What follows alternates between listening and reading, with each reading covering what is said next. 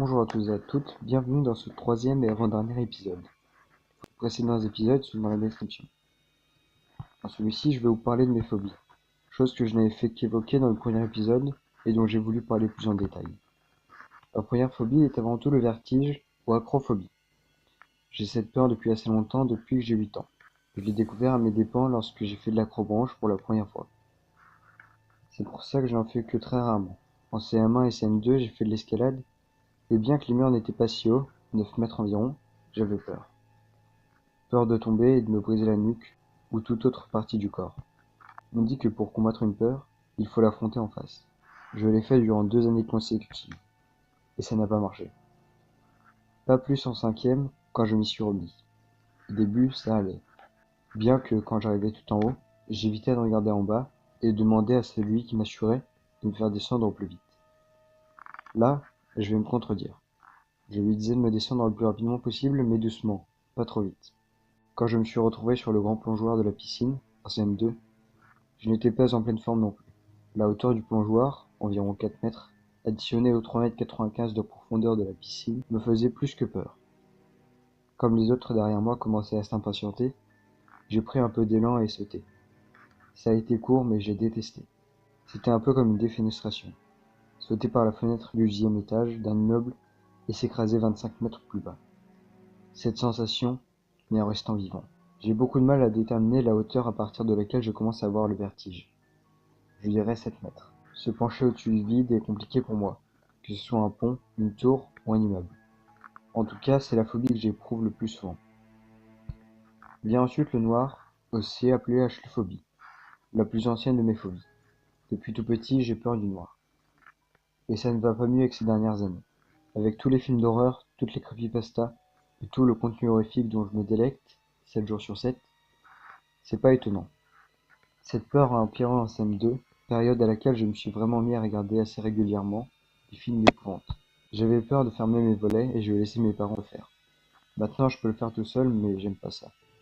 En effet, ma chambre ne me donne pas sur la rue un minimum éclairé, mais sur le jardin, totalement sombre et facilement accessible par quelqu'un de suffisamment agile. En réalité, ce qui me fait peur, c'est pas l'obscurité, mais plutôt ce qui peut se passer. Un tueur qui me regarde depuis un coin de la chambre, un cambrioleur qui ne trouvait comme cachette que le dessous de mon lit au moment où je suis rentré, un psychopathe dans le placard. Comment est-ce que je peux savoir? Après tout, personne ne voit dans le noir. Je vous conseille de lire la publication très intéressante sur sa peur du noir de Alex SPNT sur le groupe Creepypasta FR dont je fais partie. Récemment, je me suis découvert une étrange phobie, celle des robots. La robophobie. Enfin, pas vraiment, j'ai peur des robots spécifiques, ceux de Boston Dynamics. Leur démarche maladroite me terrifie, par exemple celle de Spot, un robot qui garde son équilibre en toutes circonstances. Il y a une vidéo où un homme lui donne un coup de pied, et Spot dérape un peu avant de se stabiliser. Ces pas hésitants m'ont marqué, et j'ai imaginé la situation si le robot se retournait contre son agresseur, le piétinerait à mort, puis s'enfuirait en courant. Une phobie qui s'est un peu atténuée au cours de ces années, c'est la clownophobie, la peur des clowns. Je l'ai découverte à 10 ans, alors que je regardais le film Ça de 1990.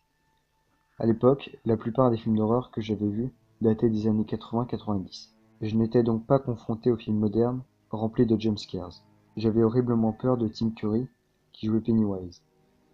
Il jouait avec la vie de ses enfants, les torturait mentalement. À présent, cette peur a diminué, même si elle est montée en flèche lorsqu'en 2014, des clowns tueurs, des vrais passés fake sur YouTube, ont annoncé leur arrivée en France. Cette année, j'ai eu très peur de sortir à Halloween, mais heureusement, je n'en ai vu aucun. Je me suis dit que les clowns tueurs ne viendraient pas dans la ville. Mais l'année suivante, ils traînaient autour des collèges et des lycées. Et je peux vous le dire, j'en ai vu un. Je ne peux pas le décrire, dès que je l'ai vu, je me suis enfui. Lui ne m'avait pas vu, et heureusement. Je suis aussi sclérophobe, c'est-à-dire que j'ai peur d'être cambriolé. Encore une fois, mon imagination malsaine crée des scénarios horribles. Par exemple, pendant que le cambrioleur fouille ma chambre, je me réveille et le surprends. Il décide de me tuer ou de m'assommer.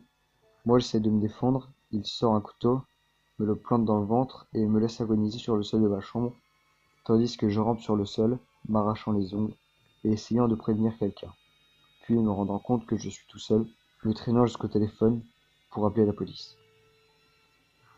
Voilà, je vous ai présenté mes phobies. J'espère que vous avez apprécié cet épisode.